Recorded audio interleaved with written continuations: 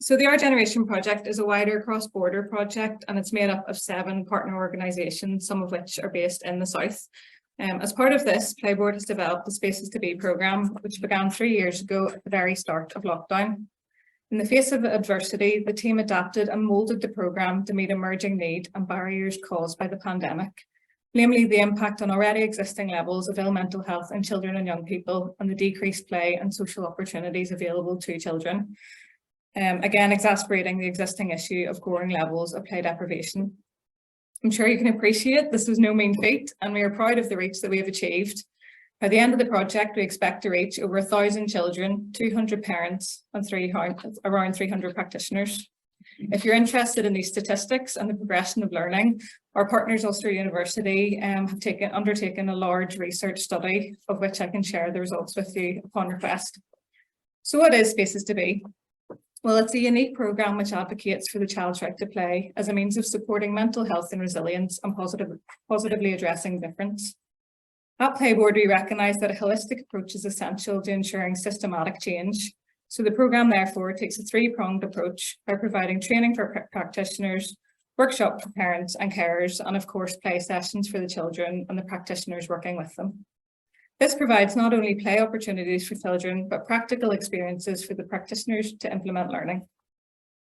Through play, we can explore key messages on complex topics such as mental health, diversity and inclusion with children as young as 4 years old. By taking a holistic approach, the child not only learns firsthand, but is engulfed in the same approach and messages from the adults that surround them. We feel this is the best way to build on children's resilience, positive well-being, and supports children become diverse and inclusive thinkers. Of course, at the core of our Spaces to Be programme are the children themselves. During the play sessions, we provide a diverse range of play experiences, some a little more structured, but still freely chosen, and of course, a lot of free play, which were broken up into the topics that you see here. Play in itself is a very unique activity. It allows children to experience a wide range of emotions within a short space of time and to figure out how to manage these emotions. Play provides children with a safe and non-judgmental space to explore and work through some of their emotions and experiences that they've had throughout their lives. This increases emotional intelligence, which can be a strong predictor of success in relationships, health, and quality of life. Children with higher emotional intelligence are more likely to pay attention and be engaged in school. They are also able to regulate their emotions better and achieve better academically. To ensure the child gets the most from the experience that we provide, we encourage adults to use a dynamic risk-benefit assessment to allow the children to explore and experiment with, amongst other things, risky play, taking part in challenging conversations, and empowering them to take control of their own play by making decisions, managing their own risk, and resolving their own conflicts and challenges. We also advocate for both practitioners and parents to ensure that children are given the time, space, and permission to play. Play is universal, play is innate. Every child knows how to play, making it the perfect medium for children to come together in spite of perceived differences. In play, all children are equal. Race, religion, age, gender, it doesn't matter. In play, we have the ability to become whoever we want to be, and through play, we develop an understanding of what it's like to be someone different, which introduces empathy and perspective taking at a young age. As previously stated, play provides a safe and non-judgmental space, which enables children to not only explore how the world works, but supports them to have an understanding of community, giving them a sense of belonging and an understanding of who they and others are. These are some examples of the types of play that children did during the programme. Of course, outside has so many benefits, particularly to our mental health and physical health. So as you can see, we do try to get them outside as much as possible. And as we're always saying, there's no such thing as bad weather, it's just inappropriate clothing. During the session, we also include as much free play as possible, but in order to address the topics covered, we also use invitations to play. These are a specific set of resources attractively laid out to encourage play which relates to the intended topics of conversation.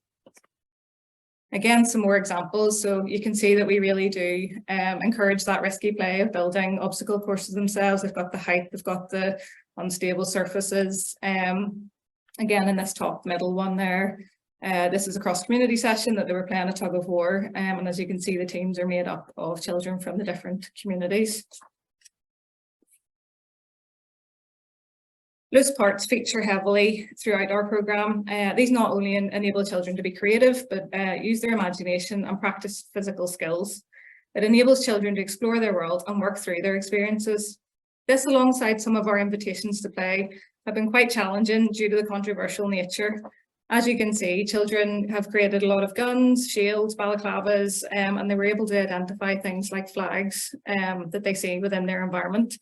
At first, this was an outright no in a lot of the settings because of the controversial nature. However, through our training and play sessions, practitioners and setting managers grew in confidence and were able to utilise the dynamic risk-benefit assessment to change their own mindsets in having challenging conversations and supporting children to explore a diverse range of lived experiences through play. Through play, we also help children not only to understand their emotions, but to recognise the signs and develop healthy coping mechanisms and identify safe adults to approach to support them. These are some of the examples of the things that they did during this. So as you can see, the Coke and Mentos was a representation of how anger builds and then explodes. They did various different artwork to explore emotions. They built stress balls and glitter bottles. But this one here, I just loved. So this actually was a result of a teacher taking part in our practitioner training. And as a result of that, she then did a class around resilience and set the children homework to draw a picture of what resilience looked like to them. So it says, I bounce back, now I help others. I am brave, I am strong, I can do it, I am resilient. And for me, that just sums up everything. So throughout the programme, we had some fantastic feedback from the parents, practitioners, but most importantly, we gave the children a voice to hear what they had to say.